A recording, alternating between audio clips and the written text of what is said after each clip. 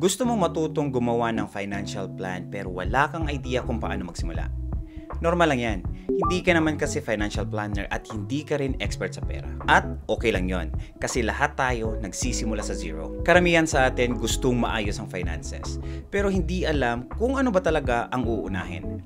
Savings ba? Investment? Insurance? Parang ang dami mong kailangan i-consider bago makapag-take ng first step mo. Pero what if sabihin ko sa'yo na may simple, step-by-step system na pwede mong sundan?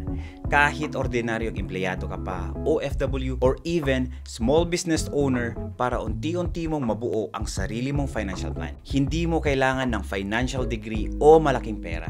Ang kailangan mo lang ay willingness to start and discipline to follow the plan. At sa video na to, ipapakita ko sa iyo mismo kung paano ginagawa yun para ma-apply mo rin sa sarili mong buhay. Ito yung formula na ginagamit ng mga taong naging successful sa life at finances nila. At ang maganda, kayang-kaya mo rin itong gawin. Kailangan mo lang ng tamang gabay at consistency. And I'll show you how.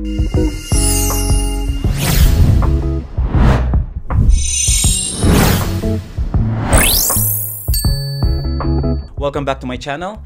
Kung gusto mong maintindihan kung paano magplano ng finances mo, perfect ang video na to para sa'yo. Pag-uusapan natin ang financial planning at ang different stages nito. And make sure to watch till the end dahil may 3 powerful keys akong isi-share para mas maging financially successful ka. Simulan na natin. Let's start with the basics.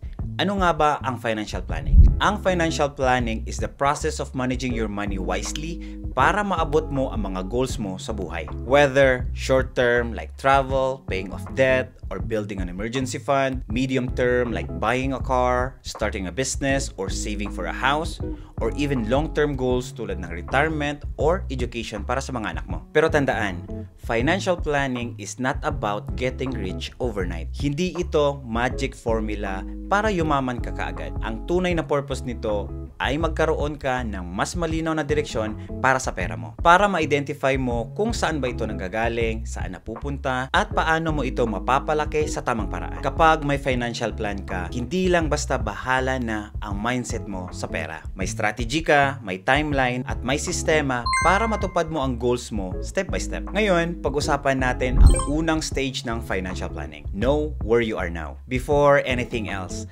kailangan mo munang alamin kung nasaan ka sa finances mo ngayon. Magkano ba ang kinikita mo every month? Magkano ba ang regular mong gastos? May utang ka ba? Or may investment ka? Para itong Google Maps or GPS.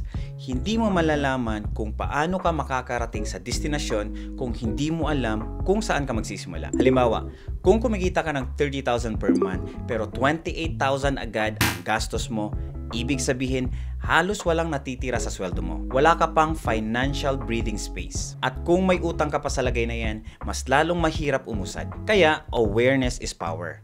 Kapag alam mo kung saan napupunta ang pera mo, mas madali mong makikita kung ano ba dapat ang babaguhin, kung saan ba dapat magbawas, at kung ano ba dapat ang uunahin mo. Mag-iipon ba o magbabayad ng utang? Ito ang foundation ng financial planning. Kasi hindi mo mai-improve ang isang bagay o sitwasyon kung hindi mo alam at hindi naiintindihan. Kapag alam mo kung nasaan ka na ngayon sa finances mo, ang next step mo ay alamin kung saan mo gustong pumunta. Dito papasok ang goal setting o set your financial goals. Kasi kung wala kang malinaw na goal, kahit gaano ka pa kagaling mag-ipon, mag-invest, hindi mo alam kung ano talaga ang purpose ng ginagawa mo. Kaya, tanungin mo ang sarili mo, ano ba talaga ang gusto mong ma-achieve sa short term? For example, makabayad ng utang, mag-ipon para sa emergency fund, o magsimula ng side business. Sa medium term naman, baka gusto mong bumili ng bahay at gusto mo itong pag-ipunan. At sa long term naman, baka gusto mong mag-retire early, mag-ipon para sa education ng anak mo, o magkaroon ng steady passive income. Importante rin na smart ang goals mo. Specific, measurable, achievable, relevant, at time-bound. Ibig sabihin, hindi lang yung gusto kong yumaman agad. Dapat, gusto kong makaipon ng 500,000 sa loob ng 3 years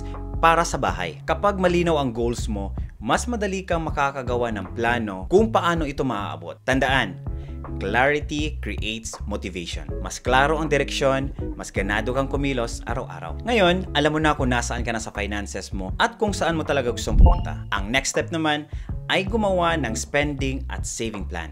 In short, ito ang budget mo. Pero tandaan, Ang budget ay guide para siguraduhin na bawat piso o dollar ng income mo ay may direksyon. Ang goal dito ay simple lang.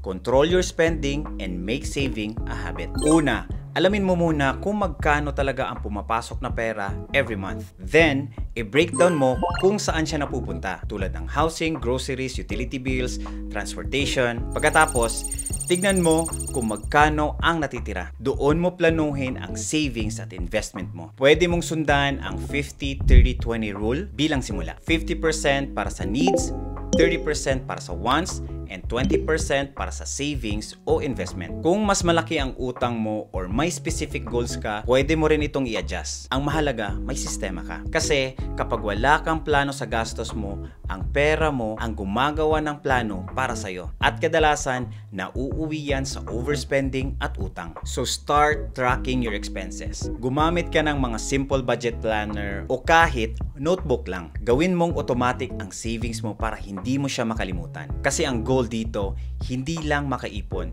kundi ma-develop ang financial discipline mo. Kahit anong budgeting method ang gamitin mo, 50-30-20 rule, envelope system, or pay yourself first method, lahat ng yan gumagana. Pero walang one size fits all pagdating sa pera. Ang importante, consistent ka at alam mo kung saan napupunta every piso mo. Ang common goal ng lahat ng method na to ay pareho lang, para makapag-save at makapag-invest para sa future mo. Kung beginner ka pa lang, start small.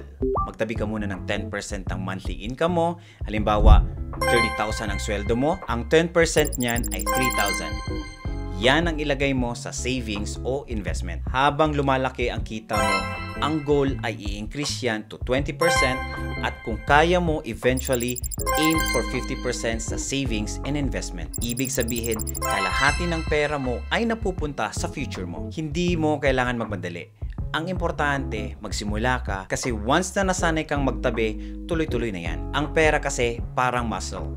The more you train it, the stronger it gets. Pagkatapos mong mag-set ng goals at gumawa ng spending plan, ang next stage ay siguraduhin na protected ka sa mga unexpected events. Kaya sobrang importante ng emergency fund. Ang emergency fund kasi ay perang nakareserba para sa mga biglaang pangyayari tulad ng pagkawala ng trabaho, pagkakasakit, o biglaang gasto sa bahay o sasakyan. Ang purpose nito ay protection. Kasi kahit gaano ka pa kagaling mag-ipon o mag-invest, kung wala kang emergency fund, isang emergency lang yan, pwedeng maubos lahat ng pinaghirapan mo. Ideally, aim for 3 to 6 months worth of monthly expenses. Halimbawa, kung 30,000 ang gastos mo every month, dapat meron kang at least 90,000 or 180,000 na nakapark sa isang easy access account like high yield savings account or digital banks. At syempre, unti-unti lang. Hindi mo kailangan buuhin agad.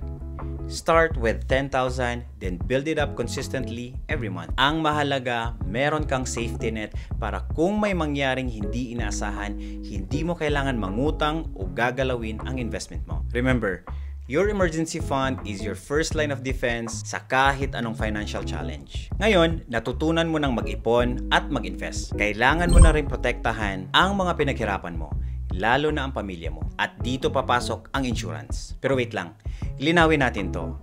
Ang insurance ay hindi paraan para yumaman. Ang tunay na purpose ng insurance ay protection at hindi investment. Halimbawa, kung ikaw ang breadwinner, tanungin mo ang sarili mo, paano kung bigla ako magkasakit o mawala? Kaya ba ng pamilya ko na magpatuloy financially? Kung hindi pa, ibig sabihin, kailangan mo ng life insurance. Ito ang way na kahit wala ka, may perang panggastos ang pamilya mo tulad ng pambayad ng bills, tuition, o kahit araw-araw na panggastos. Kung empleyado ka, baka may basic coverage ka galing sa work, pero kadalasan, maliit lang yon. Kaya pwede kang magdagdag ng term life insurance. Ito yung mas mura, simple, at practical. Walang investment component, pero malaki ang coverage para sa proteksyonan talaga. At syempre, huwag kalimutan ang health insurance. Kasi kahit gaano kalaki ang ipon o investment mo, mauubos din yan kapag biglang may medical emergency. May tatlong basic types of insurance na dapat alam mo. Number 1, life insurance, para protektahan ang pamilya mo kung may mangyari sa'yo. Number 2, health insurance, para sa medical expenses, hospitalization, at emergencies. Number 3, asset protection insurance. Tulad ng car insurance o home insurance para di masira ang budget mo kapag may aksidente o calamity. Insurance is your financial safety net. Hindi siya exciting, hindi siya instant gain, pero siya yung tahimik na protector ng financial goals mo. Kaya habang maaga, kumuha ng tamang coverage kasi habang bata ka pa at healthy, mas mura ang premiums. Kapag may insurance ka, hindi mo kailangan magpanic tuwing may emergency. Ibig sabihin, you are not just saving money.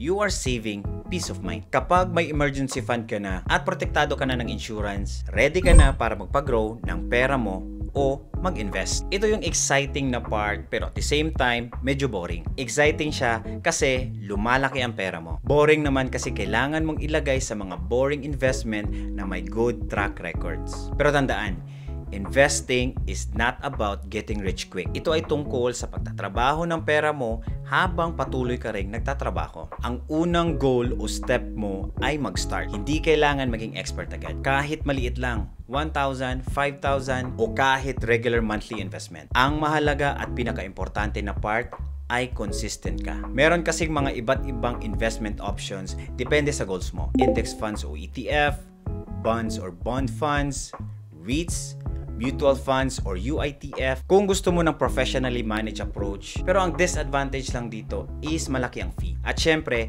tandaan mo rin ang risk tolerance mo. Kung hindi mo kaya ang ups and down ng market, baka bagay sa'yo ang balance o conservative lang muna. Kaya huwag mong hintayin na maging expert ka. Start small, learn as you go, and let the time do the heavy lifting. The earlier you start kasi sa investing, the bigger your potential to build your wealth over time. Ito yung stage na madalas nakakalimutan ng marami. Ang regular na pag-review ng financial plan mo. Ang financial planning kasi ay hindi one-time setup lang. Habang nagbabago ang buhay mo, dapat i-adjust mo din ang plano mo. Ito ang isa sa mga example. Kung nagkaroon ka ng bagong trabaho or income source, dapat i-update mo ang budget at goals mo. If nabayaran mo na ang utang mo, pwede mo nang dagdagan ang investment mo. At kung nagkaroon ka ng anak, baka kailangan mo nang magdagdag ng insurance o education fund. Parang health check-up lang yan. Hindi mo kailangan araw-arawin. Pero dapat, regular mong ina-assess kung healthy pa ba ang finances mo. Pwede mong i-review ang financial plan mo once or even twice a year. Tapos tanungin mo ang sarili mo, umabot ba ako sa goals ko? Tama pa ba ang priorities ko? O may kailangan ba akong baguhin sa budget o investment strategy ko? Ngayon, alam mo na ang iba't ibang stages ng financial planning.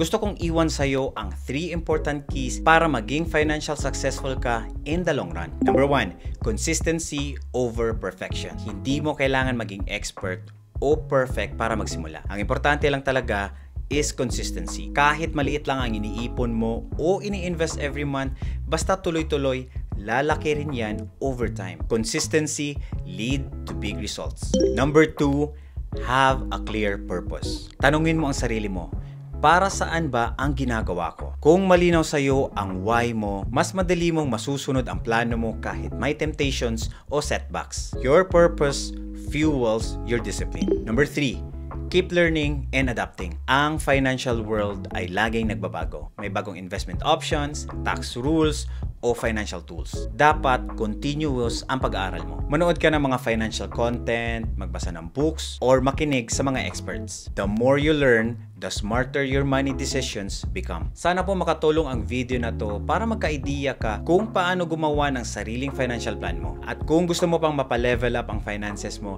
hindi lang basta mga tip, I offer one-on-one coaching. Kahit saan ka man sa mundo, sa coaching, tutulungan kitang i-track ang savings mo, i-plan ang investment mo, at gumawa ng step-by-step strategy para maabot mo ang financial milestone mo. Imagine, may guide ka na bawat steps para mas madali at confident ang process mo. Kung interesado ka, just click the link in the description at mag-book ng session. Kasi kahit saan ka man sa mundo, pwede pa rin tayong mag-work together for financial freedom. At syempre, don't forget to like, subscribe, and click that notification bell para lagi kang updated sa mga financial tips at strategies para sa mga Pinoy. Thank you so much for watching and see you in the next one. Salamat!